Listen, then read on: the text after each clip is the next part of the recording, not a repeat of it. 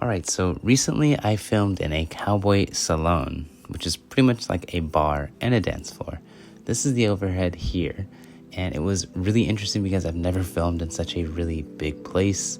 I kind of had general broad strokes of like what I wanted to do in terms of where the camera was, the lighting, and where to like block all of the dancers and how to cover all of the dancing, because this is a musical that I've been filming and there is a dancing scene, a huge dancing number I should say, and then there is a kind of like talk and sit, or stand I should say, at the bar. So this is what I started off with. I had lights everywhere, people everywhere, and it was just kind of a jumbled mess, and I didn't really get a chance to see the location that I was filming at.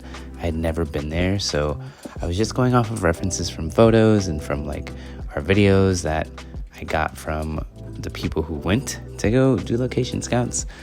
And yeah, this is kind of what I came up with myself and the director. And before we actually like get into what it looked like, let's take a step back and see what some of the rehearsals look like. This is the dance choreographer and the director and one of the dancers for that scene, and they're just going over the dance moves, and I'm here with my Cadridge app, which I've talked about before in previous episodes, but I was able to kind of lens up what this scene would look like, how I should film it, and just really start to get the ball rolling on how in the world are the director and I going to cover all of this dancing, because it's not just one person dancing, it's actually 14 people on the dance floor, which again, I've never done that before. So it was really cool to just sit here as I'm watching a little bit of the rehearsal happen and just trying to imagine in my head how this is supposed to look, how it's going to look when we get to the location.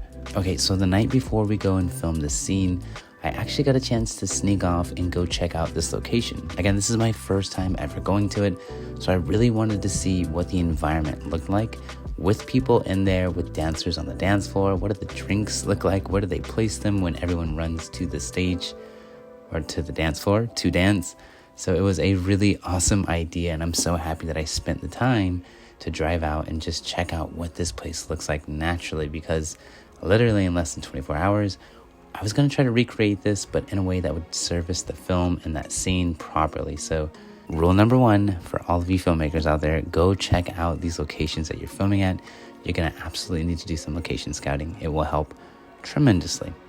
And then boom, the day of. This is what it looked like on the day of. I'm just up here kind of watching how the blocking is unfolding.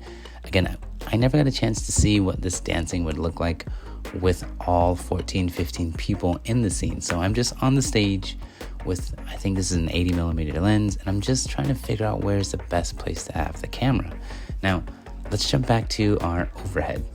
If you can see to the right, we have the dance floor, and you can see there are some cameras there, and I'm just trying to emulate what I was planning, a few days before, and just figure out where is the best place for the camera, and also in collaboration with where the director saw this scene unfolding.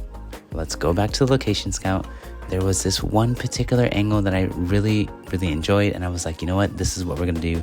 This is how it needs to look, and this is exactly how I want the camera to move. And then bang, we jump to some of the screenshots, some of the screen grabs from the actual shoot. All of that hard work, that really short notice work that I did on the location scout came into play, because this is exactly where we placed the camera, which is where I planned it like the night before. So I'm so happy that I got a chance to go out on location scout, and it's so crucial and it's so important that you actually go out to go see these locations where you're filming. And if you can't go, you have to work off of reference photos and or videos that producers or the director or whoever is able to go and do location scouts for you, they can provide that to you too, so that you can come up with an idea and a plan, so that your gaffer isn't yelling at you, or you can at least supply them with a plan. And then from there, you can collaborate with your gaffer, much like I did, and you can come up with a plan that looks really awesome, and they can help you figure out where the lighting should be, what colors they are, and like, it's a really huge collaboration between the gaffer and the cinematographer if you're unaware. And then also, of course, the director comes in and signs off on everything that you are doing. So I just thought I would share what that process was like for me, because again, this was my first time ever filming in such a location with so many moving parts and so many variables that I'm just not accustomed to. So if you have any questions at all, let me know down in the comments below. I would love to talk a little bit more about this process and share whatever I possibly can with you. And yeah, I'm just excited to hear if you have any questions or thoughts at all. Anyways, sorry for my voice. I'm a little under the weather. But yeah, I hope you enjoyed this video. And I guess I will see you all in 7 days. Okay, a peace.